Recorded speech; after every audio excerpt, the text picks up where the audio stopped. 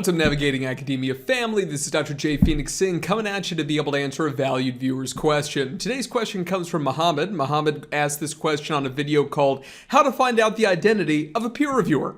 And made sure to answer this one. And so Mo had a question also related to peer review, so I figured I'd take a moment to be able to answer it for him and also for all of you out there. Please do make sure to like this video before we keep going. It really helps me out a ton. Make sure to comment below if you enjoyed the video or if just you want to say hi. I'll say hi back. I try to respond to everybody's comments.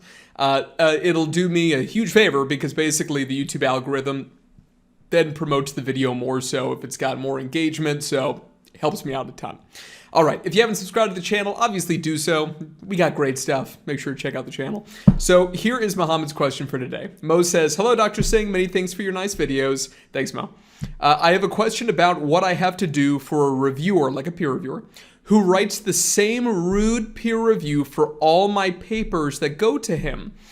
The paper is rejected after such peer review. Should I inform the editor about the reviewer?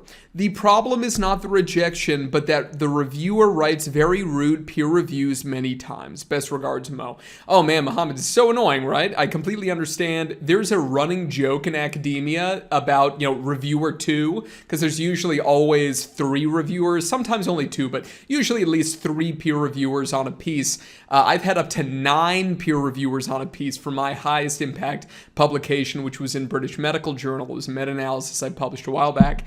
Oh man, it's just brutal, man. When you end up getting peer reviews back and the person is like, they're just a bit of a dick, it is extremely disappointing and extremely annoying. I know that feeling firsthand because it's just like, why do you have to be rude? Why do you have to just communicate things in a way that even if you don't support the publication, it's almost like they don't recognize that a human being is behind it. And there are a lot of people like that. They score low in trait agreeableness, meaning that essentially their primary way of dealing with conflict in their lives is competition as opposed to collaboration. And I'm going to be honest with you, Muhammad, you're going to find this more in academia than in loads of other fields. I have always been shocked in academia how non-collaborative people are and how brutal the field of academia is. It's like a blood sport. I made another video, Muhammad, that you should check out, which is called something like, I think it's called like Academia as Blood Sport. If you type in academia and blood sport, I'm pretty sure I'm the only video on there. So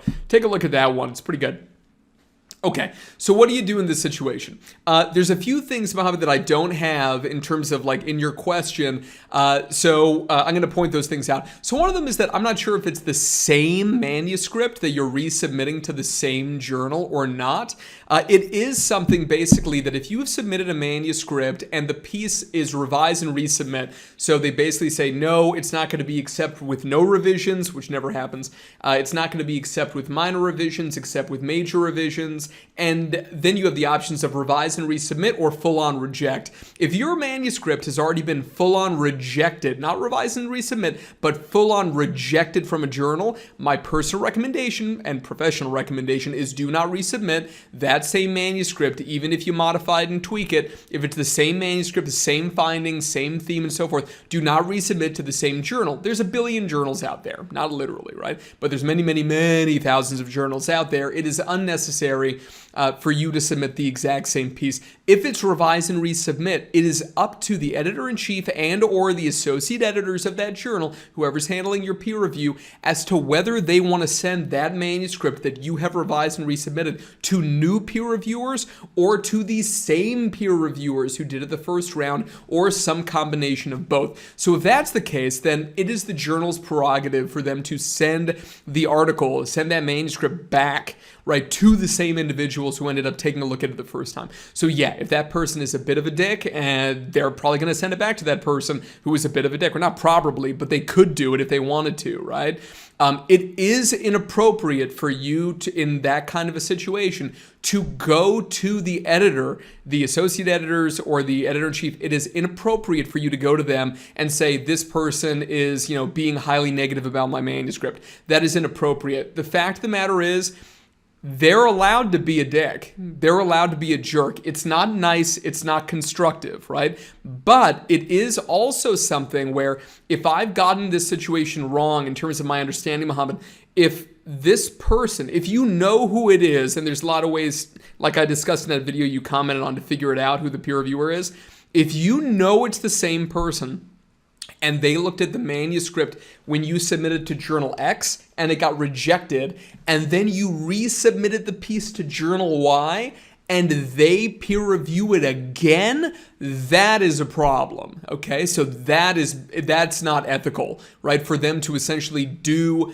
the same peer review, basically, of the exact same manuscript across journals, they should have basically resigned themselves from it and just said, no, like on this one, you know, I'm going to bow out because I have a conflict of interest. The conflict of interest is that the identical manuscript I've looked at. Now, if you rewrote the manuscript in its entirety, you added new analyses, you removed other analyses, it looks completely different and so forth, and then you resubmit it, then maybe even if the title is different, they won't, because it's double-blinded, they're not going to know that you wrote it. So because of that, they may see a different, a slightly different abstract or a slightly different title, and then they may accidentally agree to do it, but they should still pull themselves off when they realize it's the same project, right? But it is totally inappropriate for you to go to the editor-in-chief or the associate editors to be able to let them know about this reviewer. You cannot do that. If you know who the person is, if you have figured it out though, Muhammad, what I need you to do is in your cover letter that you write upon the initial submission. Now, if it's already under peer review somewhere, there's nothing you can do.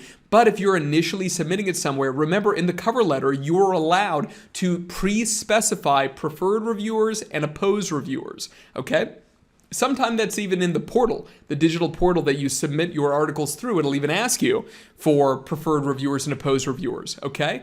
But you should say that that individual is an opposed reviewer, and if they ask you for a justification, you can say the reason, just say professional conflict of interest. Okay, there's no need to be able to go into it deeper than that. And you can just say that, because if this person is agreeing to peer review your manuscript for different journals at different times and it's the same manuscript, that's not good of them. They shouldn't be doing that, okay? So that's my feedback. If you want to know everything about how to be able to deal with peer review related issues, check out the module on peer review best practices at Publication Academy via the website below, which is publicationacademy.com. Just opened this past week. It is the largest series of web-based trainings, all video trainings to watch. They're not like anybody else where they make you read stuff on the screen. No. These are professional trainings that I developed, okay? I'm your trainer for when it comes to everything about how to write journal articles and how to be able to deal with peer reviewers, okay? And you may want to purchase that module and then watch it, because it's going to give you more comprehensive feedback than I can ever give in a video like this, okay? So that's all I've got for you guys today. Thank you so much to Mo for the great question. I'm so sorry, though, Muhammad, that you're dealing with this very unfortunate situation, but I hope that, you know, the piece ends up getting published and all is great.